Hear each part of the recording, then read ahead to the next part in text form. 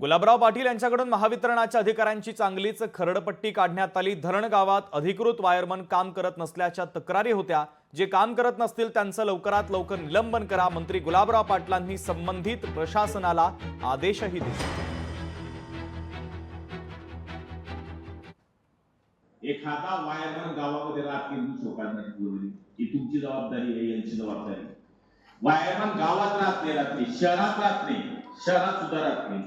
Zero wireman वरती चढतो, त्रास तुम्हाला होतोय, आम्हाला होत नाही।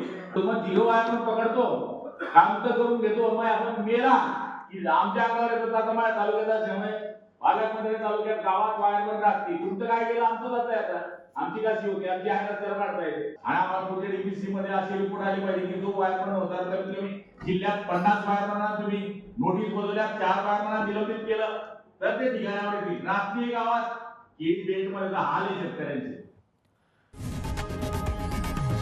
लोकशाही मराठी ऐका, पहा, जागरूक रहा।